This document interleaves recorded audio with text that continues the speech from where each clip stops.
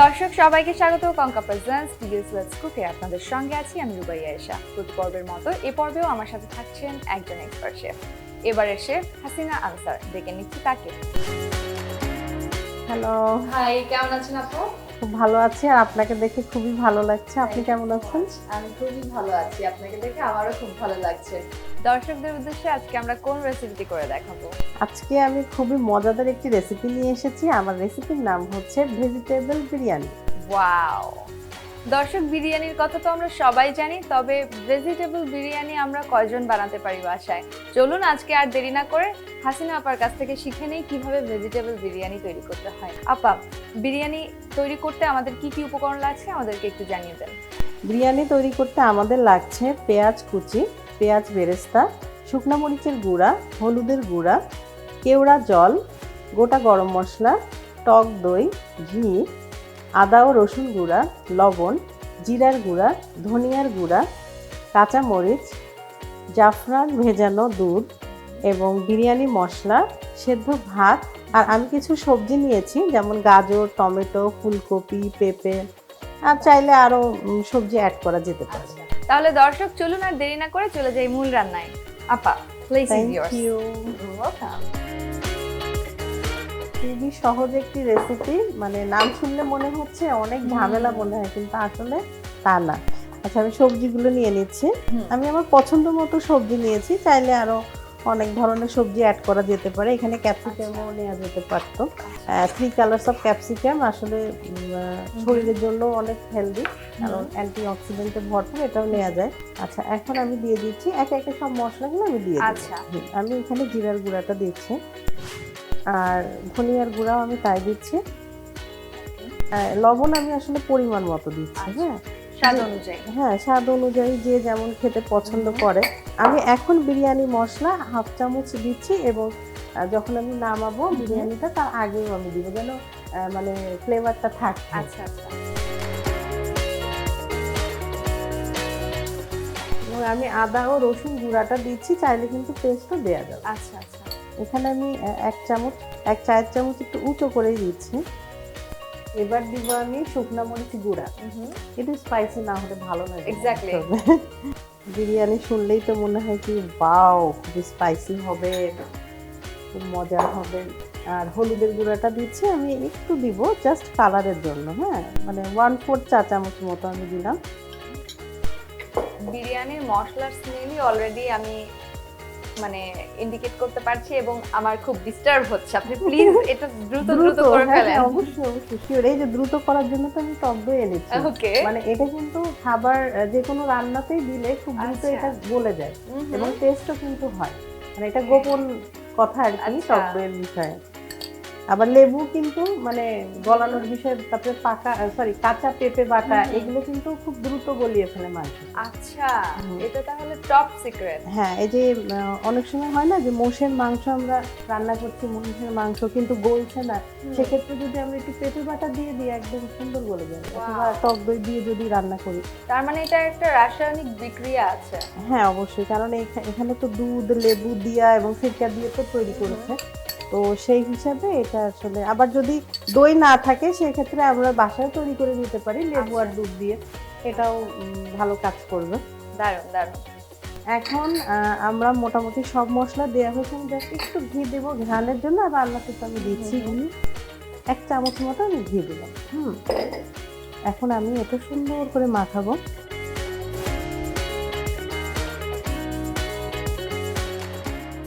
এখন আমাদের চুলাটা অন করতে হবে, এবং ওইখানে আমার হচ্ছে কুকিং মানে রান্না করার ডিশটা আছে, এটা আনতে হবে। Thank you. আমি তাহলে এদিকে চলে আসছি। হ্যাঁ,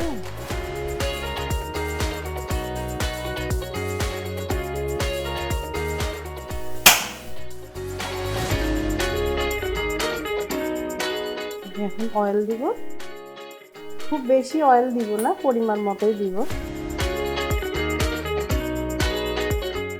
আমি একটু দিচ্ছি এখন, এই যে দারচিনি নিয়েছি, এলাচিও আছে, এবং লবঙ্গ, এইগুলার আমি গরম মশলার ফোড়নটা দিচ্ছি, তাহলে খুব সুন্দর একটা ঘ্রাণ বের হবে। আর এখানে আমি কাঁচা পেঁয়াজ দিচ্ছি।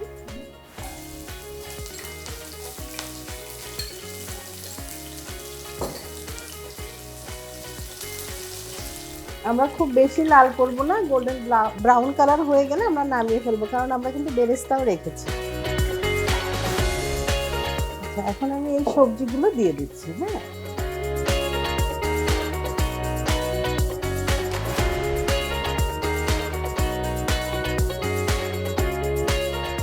খুব বেশি সেদ্ধ করব না, তবে আমি ঢেকে দিচ্ছি।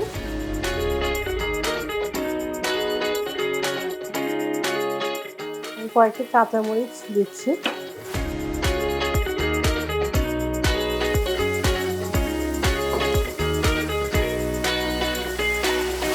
খুব সুন্দর ফ্লেভার বের হয়েছে এবং কালারটা দেখুন কি ভালো লাগছে, মানে খুবই ইয়ামি লাগছে। এখন আমাদের এটা প্রায় ডান।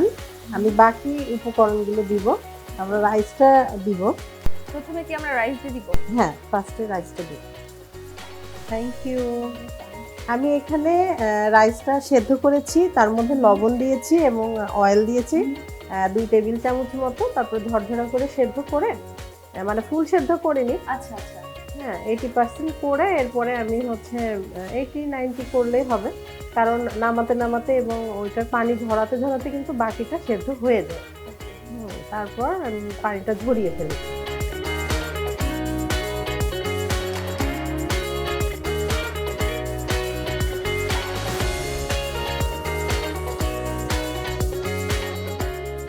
আচ্ছা, আমাদের কিন্তু সুন্দর করে মাখানো হয়ে গিয়েছে। আমি এখন একটু ফ্লেমটা কমিয়ে আমি বাকি উপকরণগুলো দিব। এখানে আছে আমি জাফরান দুধের মধ্যে ভিজিয়ে রেখেছি, আমি একটু দিয়ে দিচ্ছি, খুব সুন্দর ফ্লেভার বের হবে। কয়েকটি কাঁচামরিচ দিচ্ছি এবং এখানে আমি নিয়েছি কেওড়া জল।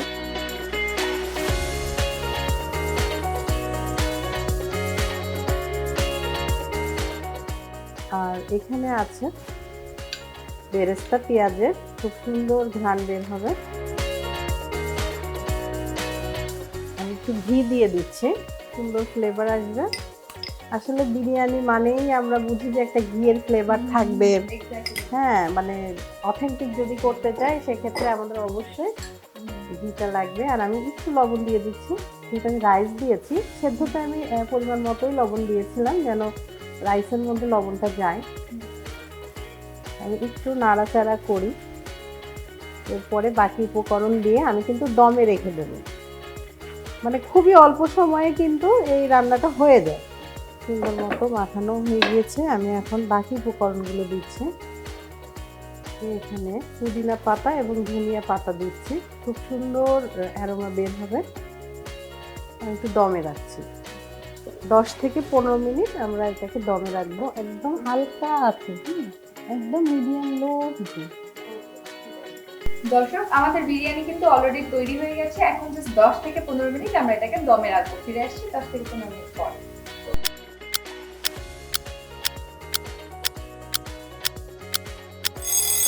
দর্শক, দেখতে দেখতে হয়ে গেল 15 মিনিট। এখন আমরা দেখে নেব দমে থাকা বিরিয়ানির কি অবস্থা এবং পরিবেশনের পালা। ওয়াও, খুব সুন্দর অ্যারোমা বের হয়েছে এবং দেখতে কিন্তু খুবই ইয়ামি লাগছে। তো আমি একটু সার্ভ করি।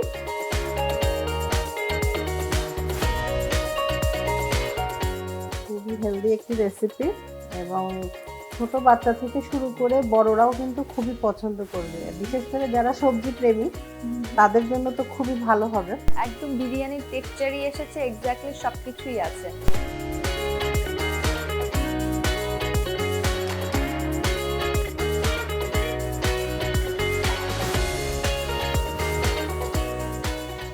পেঁয়াজের বেরেস্তা না দিলে তো বিরিয়ানির লুকসই আসবে না। আর আমি একটু টক দই দিচ্ছি।